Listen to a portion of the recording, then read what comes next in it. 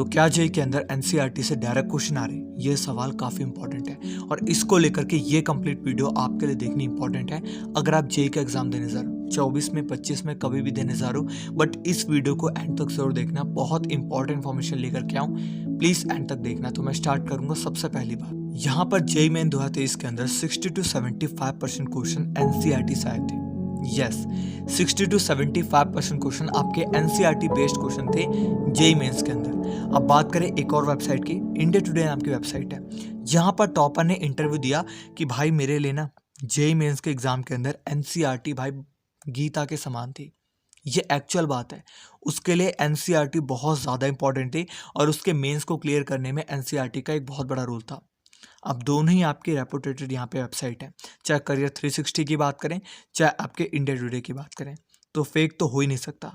अब बात आती है कि एक्चुअल में सीन क्या है। सीन ये है कि केमिस्ट्री का जो आपका एग्जाम हुआ था कंडक्ट इस बार का जेईई मेंस का, उसके अंदर आपका 67% पार्ट जो था वो आपका ईजी वाला पार्ट था।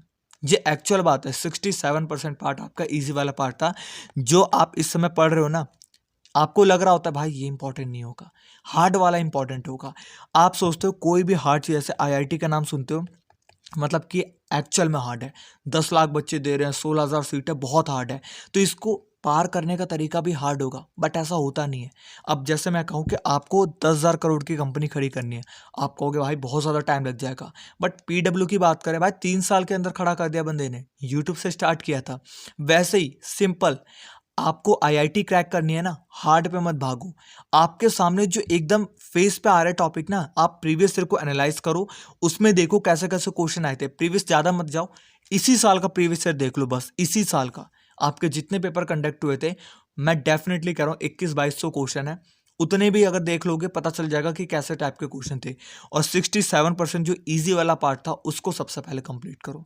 31% आपके मीडियम वाला पार्ट था, 2% आपके एकदम हार्ड वाला पार्ट था जो नामुमकिन था, मतलब बहुत ही कम लोगों ने सॉल्व किया।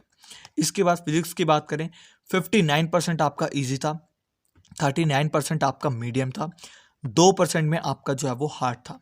अब बात करें इसके बाद मैथ्स की, तो मैथ्स के अंदर आपके 54% ईजी था, 40% मीडियम था, 6% हार्ड था। बट मैथ्स के अंदर मैं आपको बताऊं, ईजी वाला पार्ट तो आपका ईजी है, चलो चल जाएगा। मीडियम वाले पार्ट के अंदर आपके थोड़े से नहीं बहुत बड़े बड़े कॉम्प्लेक्स क्वेश्चन थे। अगर तुमने मैथ्स का पेपर देखा होगा तो एक्चुअल में मैथ्स का पेपर थोड़ा सा कॉम्प्लेक्स था, सच बात है, झूठ नहीं बोलूंगा, ठीक है। इसके बाद एनसीईआरटी बेस्ड क्वेश्चन की बात करूं तो केमिस्ट्री के अंदर कम से कम बता रहा हूं तुम्हें 20 क्वेश्चन तक एनसीईआरटी बेस्ड क्वेश्चन। अब मैं एनसीईआरटी बेस्ड का मतलब ये नहीं कि एनसीईआरटी से जो लिखा है 2+2 4 ऐसे नहीं उठ करके आते। जैसे अगर आपका कॉन्सेप्ट होता है, कोई भी कॉन्सेप्ट होता है, कोई भी फॉर्मूला होता है, उसके बिहाफ पे क्वेश्चन को मेक करके एनसीईआरटी से, जैसे अगर मैं बात करूं सिर्फ डिजिट को चेंज करके या फिर डिजिट को थोड़ा सा घुमा करके, लैंग्वेज को चेंज करके, बोर्ड टाइप के क्वेश्चन आप समझ सकते हो, बोर्ड से थोड़ा सा अपर, वैसे टाइप के क्वेश्चन आपके 20 क्वेश्चन एनसीईआरटी बेस्ड थे। मैथ्स की बात करो 15 क्वेश्चन आपके एनसीईआरटी बेस्ड क्वेश्चन थे। फिजिक्स की बात करो 15 क्वेश्चन आपके एनसीईआरटी बेस्ड क्वेश्चन थे। डरने वाली बात नहीं है, सोचने वाली बात नहीं है कि क्या मैं एक्स्ट्रा बुक को लगाऊं, लगाना पड़ेगा, क्योंकि उसी के अंदर आपको ऐसे टाइप के क्वेश्चन मिलते हैं। बट मैं फिर से कह रहा हूं, प्रीवियस ईयर क्वेश्चन प्लीज एक बारी कर लो, अभी कर लो, जिससे तुम्हें पता चल जाए कि एक्चुअल में कितने क्वेश्चन तुम्हें आते हैं, कितने पानी में हो तुम। और प्रीवियस ईयर क्वेश्चन को अगर अभी कर लोगे तो पता चल जाएगा कि कैसे कैसे टाइप के क्वेश्चन आए थे, और ये भी पता चल जाएगा कि एनसीईआरटी बेस्ड कैसे कैसे टाइप के जो है वो क्वेश्चन थे।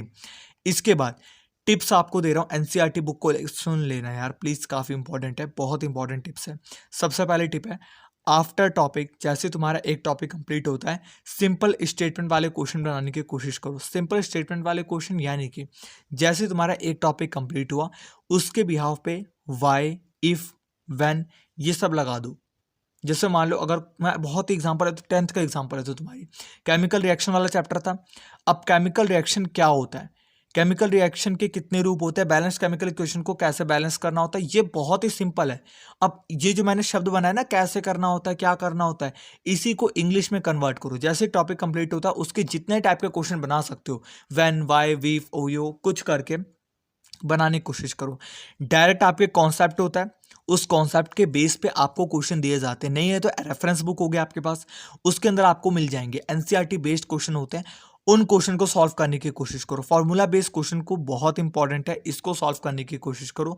आपके जो फॉर्मूला दिया गया एनसीईआरटी बुक के अंदर, उसके रिलेटेड आपके क्वेश्चन होते हैं एनसीईआरटी में, बट उसके अलावा आरडी अगर निकालोगे तो उसके अंदर एक्स्ट्रा क्वेश्चन एनसीईआरटी से रिलेटेड फॉर्मूला लगता है, बट वो क्वेश्चन होता है, उन क्वेश्चन को लगाने की कोशिश करो। सेम आपको यहाँ पे डाटा बेस्ड क्वेश्चन के साथ भी करना है, जो डाटा दिया जाता है उसको बेस्ड क्वेश्चन उसको आपको बनाने पड़ेंगे।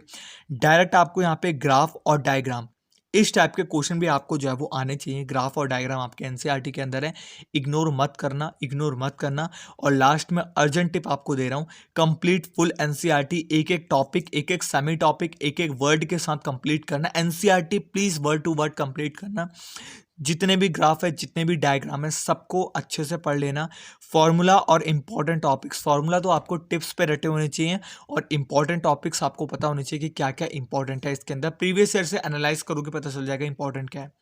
नहीं होता कमेंट बॉक्स में लिख करके बताओ, मैं आपको इंपॉर्टेंट टॉपिक टिक करवा दूंगा क्या इंपॉर्टेंट है आपकी जेईई मेंस को लेकर के। लेकिन अगर तुम इतना काम कर लेते हो, मैं डेफिनेटली कह रहा हूँ आप अपनी जेईई मेंस के अंदर बहुत अच्छे मार्क को स्कोर कर जाओगे। एनसीईआरटी तो मैंने अगर अच्छे से कर ली।